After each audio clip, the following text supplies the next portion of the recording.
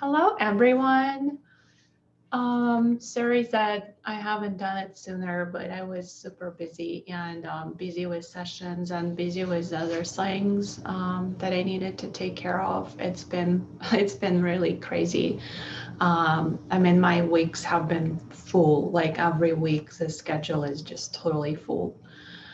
And I know several of you have asked me about the Russian videos that I posted in the last probably several weeks, and if I was going to be doing a translation. So this is like, I have like my notes, several pages of notes from those. It was actually one session. I have more that I haven't posted yet. So I'll be posting more sessions in Russian and also in English, and I'll be, translating the Russian ones as well. But this is a summary from one session I had maybe about a month ago now, and the first part of the session takes place on a like in a spaceship or in another planet, and then the second part of the session takes place in the mother's womb. So I kind of combined, I posted them as two separate videos in Russian, and so I'm combining this into one. So yeah, the first scene where the client was when we started the regression, she was in this kind of desert-looking location. Was she could see the mountains in the background, but it was very desert-like. There was wind and a lot of dust, and she was standing on some kind of ground, and she saw in the ground there are like those um, see-through, I guess, footprints. She calls them footprints. They looked like footprints, but they were bigger than human footprints, and they were like almost like ice-like thing. So when you see through them, you can like see really deeply. And she said it felt like when she was looking through those footprints, they were. She said she saw like a volcano that was about to erupt. Now those footprints, they were. She actually called them stones, but they were built into the earth and they looked like footprints, and they were radiating lunar light. So there's nothing growing around, it was just stones. And like, again, some of them were radiating this lunar light. Um, and mostly they were radiating blue colors. Sorry, I'm going to be looking at my notes because there's a lot of stuff in here. It felt for her like she was looking through a window every time she was looking through those stones. And it was very hot there. She couldn't see the sun, but she could see the reddish colors everywhere, and that's how she had a feeling that it was sunset time, I guess, because everything had that red glow to it. And she was just, standing there, looking around. And she also mentioned that it kind of felt like there was a frozen lake underneath, because of those lunar stones. And the stones were also cold like ice.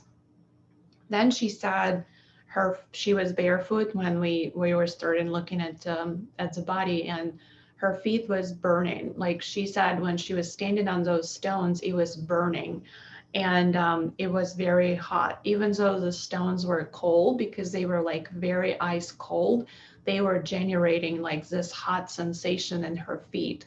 And she compared it as if, like, when you walk on the snow, like your feet starts to burn. So it was similar sensation. She said it was very pleasant sensation though. It wasn't like it was bothering her or bringing her any pain or discomfort. It was it was physical, but it was very energetic as well. And the stones were also asking her to touch them with her hands as well. She felt light and energy when she was touching those stones. She said she had a very beautiful toned, strong and flexible body, and she felt very secure and like very herself in that location. Then she was saying that she was wearing this like very tight spacesuit. It was almost as if it was part of her body. It was black in color. It had a zipper going from her belly button up to the throat. So it was covering her whole body.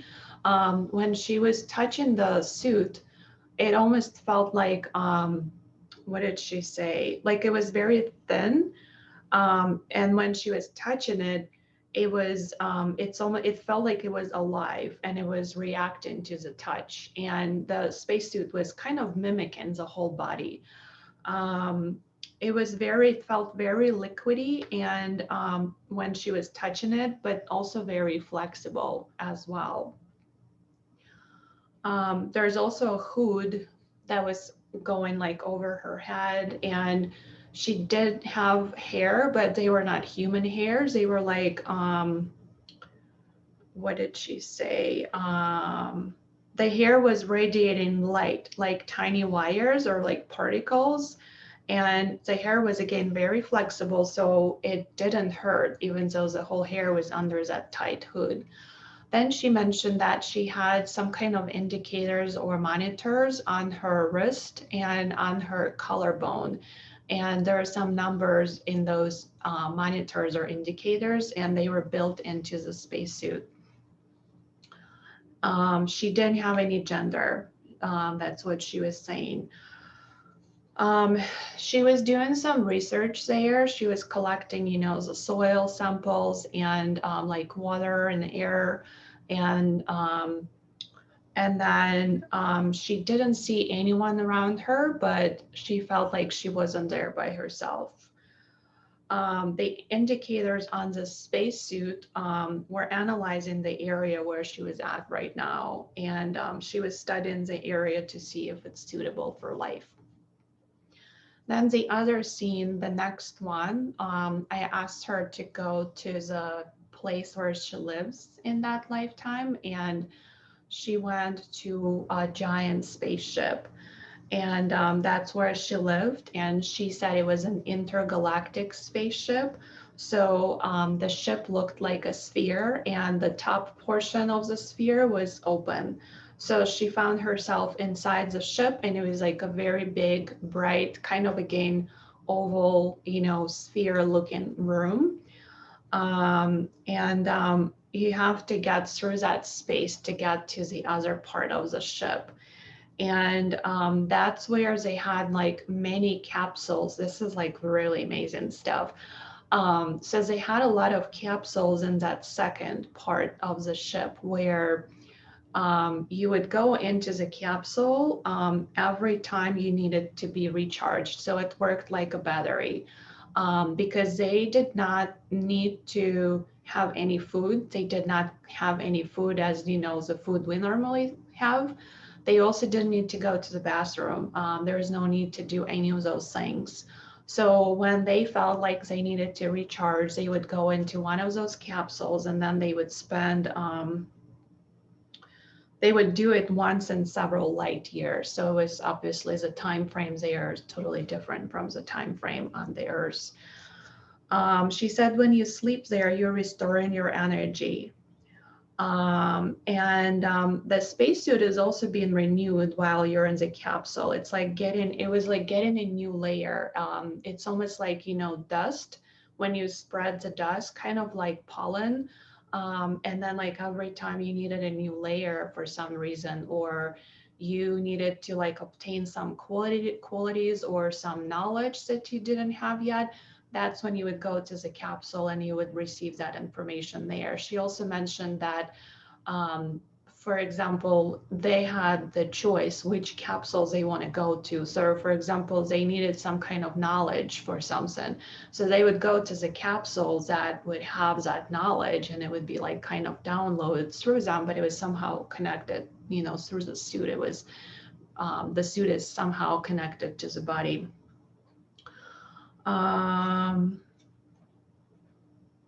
She said the charge time is always different, and it looks like you're getting a new layer of DNA. And so yeah, I talked about that already. They were also getting upgrades, obviously, in that capsule and whatever it is you need at the moment. And she said the capsules were helping them with achieving their current intentions and goals.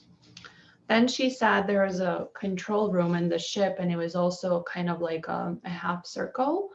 And everything was automatic there, and everything there is controlled through the mind. The equipment there is being synchronized with the indicators on the spacesuit as well as the mind. She said the spaceship had a mission and it was controlled by higher beings. She said the direction of the ship, like where it was going, was controlled by um, or I guess no, the mission of the ship was controlled by the higher beings, but then the actual direction of the ship and where it was going was controlled, by the beings who were inside the ship. And it was controlled through the minds of everyone who was on the ship. So she saw herself standing there in the middle. She also didn't see any other beings around her, but she knew that she was not there by herself, that there were others as well there as well. She said everyone is asked to tune in with their mind, so it will work for the highest good of all. And she said when they're all united like that, that's when the ship is going to be moving forward. So if like not everyone is tuned into the same frequency, and like they all have to have the same goal, what they're trying to do, then the ship will start moving and do whatever it's needed. So it's like unity, and the ship won't move, she said, until they reach this unity with their minds and the synchronization. And she said synchronization can be obtained by using the capsules if someone is missing some of the necessary qualifications. I then asked her about the beings, who those higher beings were. And she said they were very high, like in the hierarchies, they were like the highest, and they were also very close to source. She also mentioned that the spaceship was like a seed. I guess it might have been even called like a seed because it's involved in bringing life to other planets. So she said that's why there's those built-in indicators in the spacesuit, because they were using those indicators, to determine the life on Earth. She said the communication on the handship happens through looking into each other's eyes, and by using the mind. They did not speak. They had they had no verbal communication as humans do. She also said communication happens through the heart, and it's almost like an impulse going on from one heart to another. Then the next scene we went to is like what she's doing there and what her role, in on the ship was. And she said she didn't have any physical work. Her job was to think, feel, and measure. And then she was integrating all those things. She said she was like an observer of everything that was happening around her. She was gathering information and many samples. She also said there's a big lab on the ship, and in the lab they were researching if the planet is suitable for life. Like there are many beings working in the lab, and they're all checking the samples of the soil and like the air and all of that. And once they found that there's life, possibly life on one of the planets, then they would start the process of populating the planet. And that's when she said that there were seeds on the ship. That's why the ship, I guess, was called like a seed ship, and it was considered intergalactic ship because almost so like that seed, she described it some almost like sperm, and similar to that, like in the way it works. And she said the seed is being connected to the planet after they knew that life is possible there, and the planet starts to create and burst, and then the process is being started. So the next scene, actually, we went to, has nothing to do with the spaceship or other planets. But it's pretty cool because that's what I would call a soul retrieval process and how it was done in that life. So she saw herself standing at the altar in this temple. It was a very bright temple with like open ceiling. So there's light coming through the opening in the ceiling and really beautiful architecture, you know, a lot of like geometric shapes and forms. There are other people in that temple as well besides her, like there are women, there's a man standing behind her. So she was standing at the altar and she was lighting the candles, and she said the candles looked like those clear glass bowls with a candle inside of it. She also said there's some kind of like pink mountain crystals, or actually mountain crystals radiating pink light that were at the altar as well. She also, okay, I think oh yeah, so she said it was called the Soul Temple because because she came there to reconnect with the lost and stuck pieces of her soul. So when I asked her how, you know, why she lost it or how that happens, like that someone would lose a piece of their soul or it would get stuck somewhere. And she said that they get stuck in many past lives and in many different places. So she came there to reconnect with those missing parts of her. And she said when someone steps inside the temple and there are parts of their soul in there, they're like magnets. They start coming to that person and like kind of reconnecting, you know, with their soul automatically. She said there are many, many souls in that temple. So that's why it was called like a soul temple. But again, the whole process, when she started talking about it, it reminded me of the process of soul retrieval, which is normally shamanic practice. So then the last part that I have is, this is the part where she was in the womb. Again, when we moved to a different scene, this is what she's seen. She said she was very cold. She doesn't know where she was at, but it was very cold. And then she said everything felt very, very tight, like a knot. You know, her body felt very tight. There's a bit of fear in her as well. And she said it was the fear of being born. And then she saw herself how she was inside the womb. She was like super small, like a drop of water. And she said that she was feeling that they wanted to do an abortion because she could feel the cold from the instruments, medical instruments. But then she said she lives, and she was growing, you know, she was becoming bigger and stuff. And her legs and her arms were becoming warmer. And then she moved to the day where it was her birthday. And again, she said it was very tight as she was moving through the birth canal, very, very tight.